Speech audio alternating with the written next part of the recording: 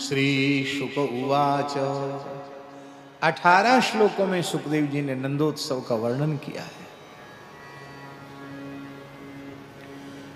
हमारे यहाँ ब्रज में परम पूज्य श्री पंडित जी महाराज के यहाँ गर्भस्तुति से लेकर नंदोत्सव तक नित्य पाठ होता था। परम पूज्य पंडित श्री गया प्रसाद जी महाराज गिरिराज जी वाले पंडित जी महाराज के यहाँ गर्भस्तुति जो दसम स्कंद में है वहाँ से लेकर नंदोत्सव तक पंचम अध्याय तक प्रतिदिन पाठ होता था। हमको भी उस पाठ में बैठने का सौभाग्य प्राप्त हुआ। ब्रजवासी छोटे छोटे बालक 5-5, 6-6 वर्ष के बालक पाठ करते थे, उनको कंठस्थ थे वहां तक के सब श्लोक। यह है पंडित जी की कृपा है।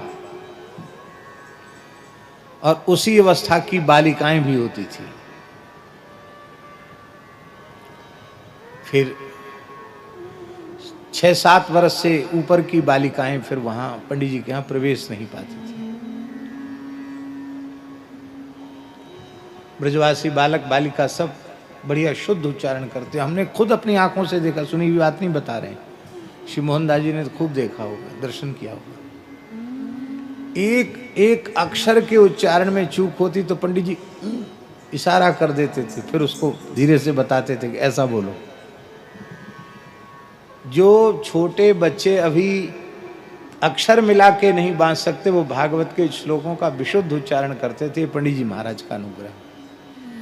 तो पंडित जी कहते थे पूरा पाठ न बने तो केवल नंदोत्सव के ही 18 श्लोक कोई श्रद्धा पूर्वक नित्य पाठ करे तो ये संपूर्ण 18,000 श्लोक वाली श्रीमद् भागवत का सार है। भागवत की श्लोक संख्या भी 18,000 है और नंदोत्सव की श्लोक संख्या भी 18 है। इससे लगता है कि 18,000 श्लोकों का सार है ये। श्री गोपाल मंत्र में अक्षर की संख्या भी 18 है। अष्टादशाक्षर गोपाल मंत्र है।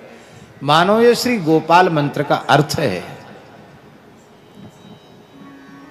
पुराण संख्या भी 18 है अथवा 18 पुराणोपपुराण का सार है अथवा 18 अध्याय वाली गीता का सार है। भैया सबका सार तो श्री कृष्ण ही है। इसलिए ये 18 श्लोक बड़े महत्व के हैं। तो पंडित जी महाराज की वाणी का स्मरण करके क्यों ना हम लोग 18 श्लोकों का पाठ कर लें, है ना? तो न्यूनातिरिक्त दोष की पूर्ति हो जाएगी। पूरे 18,000 श्लोक का प्रतिनिधित्व ये 18 श्लोक कर लेते हैं। जिन लोगों को याद है वो बोल सकते साथ ही साथ, जिनको याद नहीं है वो श्रद्धा पूर्वक एकाग्र चित्त से श्रवण करें। तो श्रद्धा पूर्वक एकाग्र चित्त से श्रवण करने का लाभ भी उतना ही आपको मिल जाएगा जितना हमको पाठ करने से मिल रहा है। अथ पंचमोऽध्यायः श्री शुक उवाच नंदस्त्वात्मज उत्पन्ने जातालादो महामना आहूय विप्रान् वेदज्ञान स्नातः सुचिरलंकृतः वाचयित्वा स्वस्त्ययनं जातकर्मात्मजस्य वै कारयामास विधिवत् पितृदेवाचनं तथा धेनूनां न्यूयते प्रायात् विप्रेभ्यः समलंकृते तिलाद्रीन्द्रसप्तरत्नौघ शातकौम्भाम्बरावृता कालेन स्नान शौचाभ्यां संस्कारैस्तपसेज्यया शुध्यन्ति दानैः सन्तुष्ट्या द्रव्याण्यात्मात्मवेद्यया सौमङ्गल्यगिरो विप्रा सूतमागधवन्दिना आयकाश्च जगुर्नेदुर्भिर्यो दुन्दुभयो प्रजाः सम्मृष्ट संसिक्त द्वाराजिर्गृहान्तरा चित्रध्वज पताकास्रक्चैलपल्लवतोरण गावो वृषा वत्सतरा हरिद्रा तैलरोषिता विचित्र धातु बरहस्र वस्त्र कांचन मालया महार्ह वस्त्राभरण कंचुकोष्णीशभूषिता गोपासमाययुराजन् नानोपायन पाणया गोप्यश्चाकर्ण्यमुदीता यशोदाया सुतोद्भव आत्मानं भूषयाञ्चक्रुः वस्त्राकल्पाञ्जनादिभिः नवकुङ्कुमकिञ्जिल्का मुखपङ्कजभूतया बलभीश्वरीतं जगमो पृथुश्रोण्यश्चलत्कुचा पृथुश्रोण्यश्चलत्कुचा पृथुश्रोण्यश्चलत्कुचा गोप्यः सुमृष्टमणिकुण्डलनिष्ककण्ठ्यः चित्राम्बरा पथिशिखाच्युतमाल्यवर्षा नन्दालयं सवलया व्यालोलकुण्डलपयोधराजशोभा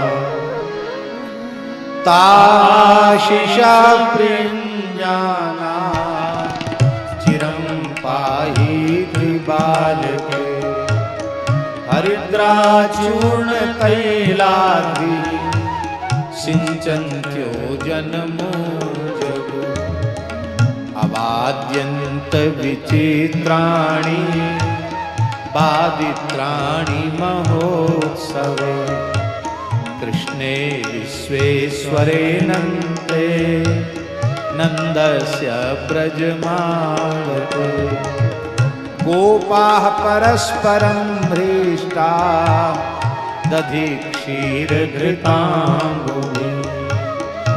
आसिञ्चन्तो विलिम्पन्तो नवनीतैश्च चेक्षितो नन्दो महामनास्तेभ्यो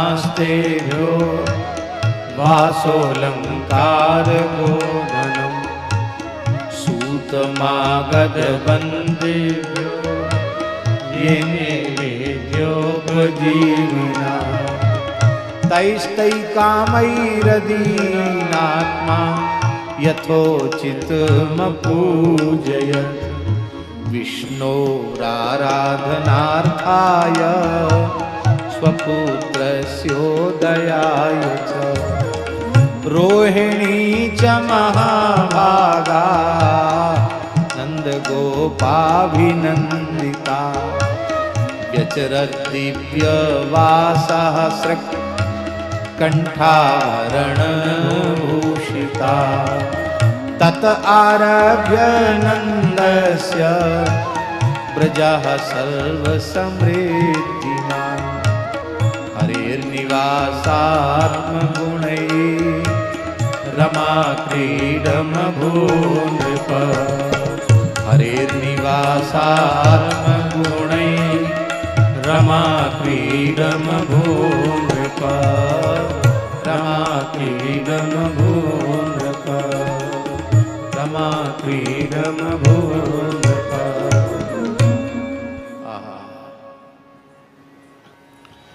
जब से नंद ग्रह में भगवान बालकृष्ण प्रभु ने अवतार लिया है तब से ब्रज समस्त प्रकार की समृद्धियों से युक्त हो गया। भगवान के स्वाभाविक दिव्य गुणों के कारण ऐसा लगता है मानो ब्रजमंडल लक्ष्मी जी की क्रीड़ा स्थली बन गया हो, कण कण में लक्ष्मी का विलास हो रहा हो। यह अर्थ तो है ही। नंदोत्सव के प्रकरण के अंतिम श्लोक में पठित रमा शब्द का अर्थ प्रकरण के अनुसार रमा शब्द का अर्थ श्री राधा है। इसलिए रमा क्रीड बभू नृप कह करके श्री सुखदेव जी ने श्री राधा जन्मोत्सव का भी संकेत 18वें श्लोक में कर दिया है।